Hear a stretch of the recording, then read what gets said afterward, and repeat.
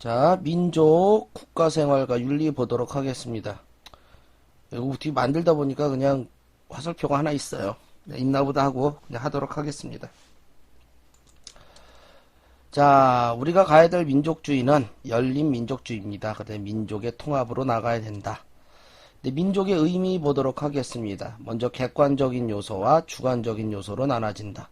자, 객관적인 요소, 혈통, 언어, 문화, 역사, 종교, 어떤 눈으로 보이는 것을 객관적인 요소라고 말을 해요.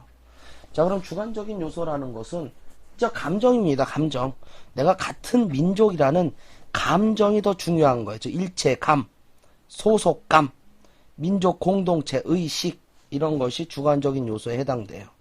그런데 자, 민족에 있어서 자, 오늘날 더 크게 작용되는 모습은, 요소는 객관적인 요소가 아니라 주관적인 요소입니다. 즉 같은 혈통이라는 게 중요한 것이 아니라 우리가 같은 민족이라는 일체감, 소속감, 그것이 더 중요해요. 왜냐하면은 자, 오늘날 다문화 사회가 가고 있죠. 우리나라가 전 세계도 마찬가지고요. 그 다음에 또 우리나라가 국제 결혼이 증가되고 있습니다. 자, 그러다 보니까 이제 우리 한민족도 톡 까놓고 한민족이라고 우길 수가 없는 거야, 이제. 계속 이제 그 다문화 가구들이 형성되고 있으니까. 그렇다고 해서 우리가 민족주의를 포기할 수도 없는 거겠죠.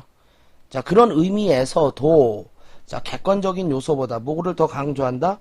주관적인 요소를 더 강조하게 된다. 꼭 알아주도록 하십시오. 이거 포인트로 많이 낼 것입니다.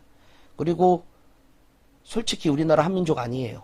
우리나라 한민족, 단일민족 아니니까 우리 주변에 곱슬머리 많지 않습니까? 야, 어쨌든 쌍꺼풀도 많고요.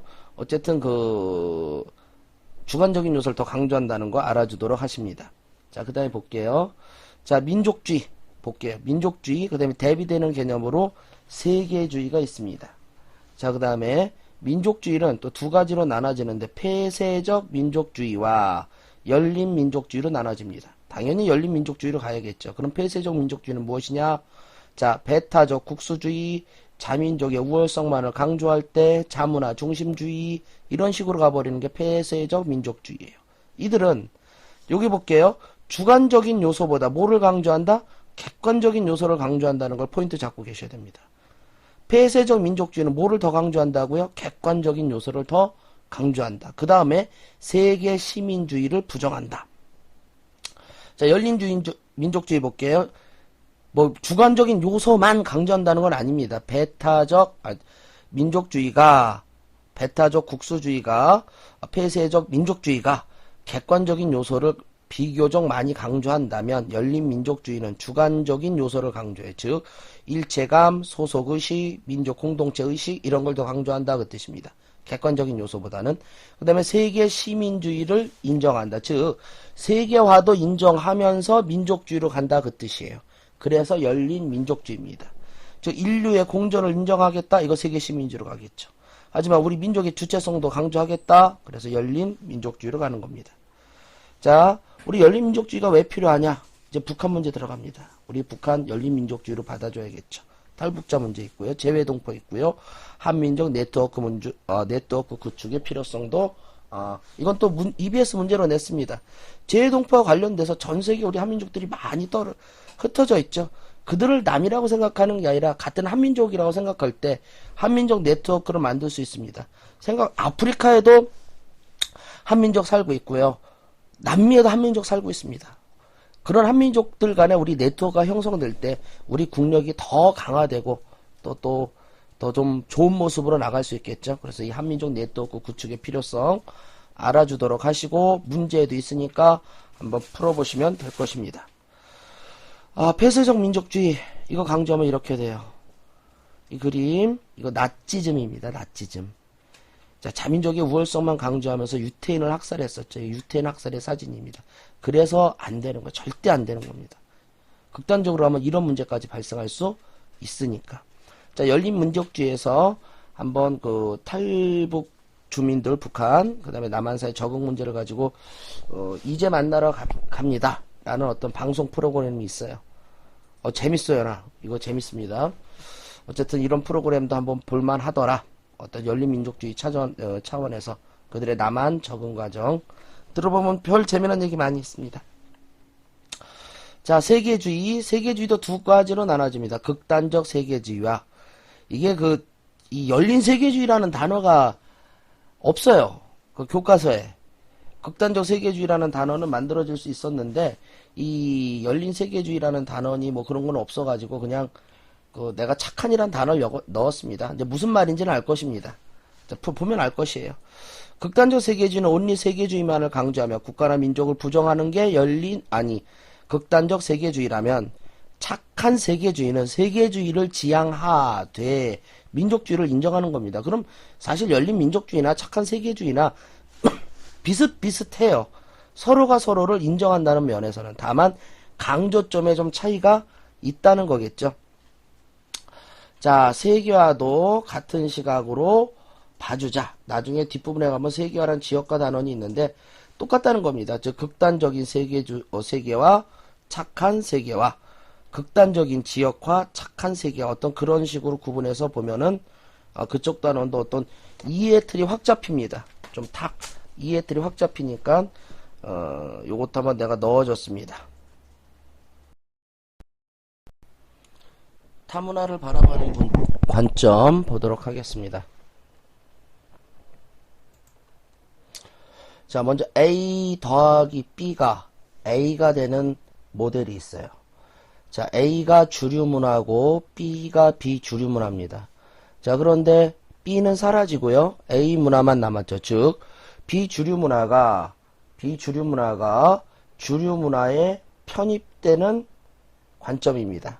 자, 이걸 무슨 주의라 말한다? 동화주의라고 말을 한다. 다시 읽어볼게요. 타자를, 즉 다른 문화를 자신과 같아야 할 존재로 상정하는 것, 이게 동화주의입니다. 다시 비주류 문화를 주류 문화에 편입해야 한다고 보는 것, 이게 동화주의예요. 자, 요거 보겠습니다. 이것에 대비되는 개념이 문화다원주의입니다. 문화다원주의는 자, 다문화를 존중하는데 세 가지가 있어요. A 더하기 B가, 즉 A 문화와 B 문화가 만났는데 C의 문화를 만든 겁니다. 다시 제3의 문화죠. A도 B도 아닌 제3의 문화를 만드는 것이고요. 새로운 문화를 만들어내는 것. 이것을 용광로 모델이라고 말을 해요. 자, 용광로죠. 녹여버렸다 그 뜻입니다. 그냥 용광로 생각하면 돼요. 선생님은 부대찌개를 한번 넣어봤습니다. 제3의 문화, 새로운 문화를 만든 거지. 이 부대찌개. 우리가 볼 때 정말 대단한 문화인 것 같습니다. 유교 났을 때 우리가 얼마나 가난했겠어. 다 농사만 짓고 된장만 먹고 뭐 완전히 그렇게 살았지. 그런데 갑자기 이제 미군들이 나타난 거죠. 너무 못 사니까 이제 햄 같은 거 탕탕 던져주면은 그걸 어떻게 먹어봐야겠는데 난생 처음 그 된장만 먹고 고추장만 먹다가 햄 뚜껑을 처음 열어봤다고 생각해보세요. 그 냄새가 얼마나 그 놀이끼리 했겠습니까? 그럴 때 우리들은 강력한 중화제를 썼죠. 그게 뭡니까? 된장에 된장. 된장에 팍 미군들이 버린 게 아니라 주고 간 햄에 된장 넣고 김치 넣고 거기다 두부 넣고 그러면서 끓여 먹었죠. 그러니까 새로운 어떤 우리의 음식 문화를 만든 거지. 미군들이 버리고 간 것을 가지고 새로운 음식 문화를 만들었습니다. 그래서 한번 이 부대찌개가 생각나서 한번 부대찌개를 넣어봤습니다. 자, 요거 볼게요. A 더하기 B가 대등하게, 자, 대등하게 공존하는 거예요. 이걸 무슨 모델이라 말한다? 샐러드 모델이라고 말을 해요. 자, 다시 또 요거 볼게요. A 더하기 B는, 자, 함께 공존하긴 공존하는데, A가 강하게 존재하고 있죠. 즉, 주류 문화가 존재하면서 비주류 문화가 함께 있는 겁니다. 즉, A가 우선순위가 되는 거죠. 우선순위를 부여하는 것, 공존하되 우선순위를 부여하는 것, 이 모델을 뭐라고 말하냐면은 국수대전 모델이라고 말합니다. 무슨 말인지 알 것입니다. 국수가 기본이죠. 이게 메인이죠. 근데 이 국수 안에는 또 뭐 김가루, 사실 그냥 고명이라고 말하는데 김가루라고 생각하는 게 좋을 것 같아요. 김가루 같은 게 있죠. 그걸 B의 문화라고 바라보면 될 것입니다. 근데 샐러드와 국수 대전 모델의 공통점은요, 공존 모델이에요. 자, AB 함께 공존하죠. 자, 이것을 한자성어로 화이, 자, 조화롭게 이때 부동 같지는 않다. 구동 같음을 추구하되 존이 다르게 존재한다. 이게 공존 모델의 모습입니다. 자, 다시 한번 샐러드를 한번 사진을 넣어봤습니다. 이게 샐러드죠. 보세요. 하나, 둘, 셋, 넷, 다섯, 여섯 가지가 다 대등하게 있죠. 한번 대등한 샐러드 한번 인터넷으로 찾아봤습니다. 그래서 조화롭게 공존하며, 자, 꼭 아셔야 됩니다. 대등하게 있다. 자, 국수 대접 볼게요. 국수 속에 김가루, 고명이라고 말하는데 그냥 김가루가 이해하기 쉬운 것 같아요. 김가루 없는 국수와 김가루 있는 국수 느낌이 팍 다르죠. 자, 주류 문화와 비주류 문화가 함께 공존하는 겁니다. 그런데 공존하되 우선순위가 있다는 거죠. 즉 주류 문화와 비주류 문화의 위계 질서는 있다. 그렇게 바라보는 게 국수 대접 모델입니다. 자, 근데 이거 되게 쉬울 것 같은데 그 EBS 문제에서 요즘 어렵게 내고 있었습니다. 대표적인 게 이거였어요. 자, 이거 볼게요. 주류, 비주류, 위계 질서를 인정하는 모델은 이거 동아주의 아니냐. 주류, 비주류, 주류 문화의 비주류가 편입해야 된다. 위계 질서 인정. 동아주의. 아, 근데 하나가 더 들어갔어요. 뭐가 들어갔다고요? 국수 대접이에요. 즉 국수 대접도 주류, 비주류, 위계 질서는 인정합니다. 다만 동아주의는 주류 문화에 편입해야 된다고 말했고요. 국수 대접 모델은 공존하되 우선순위를 부여한 게 국수 대접 모델입니다. 자, 이거 좀 쉽지 않아요. 이번에 좀 어렵게 내려고 좀 만들어진 것 같으니까 특히 EBS 144페이지 2번 문제 꼭 확인해서 요 지문 알아주셔야 됩니다.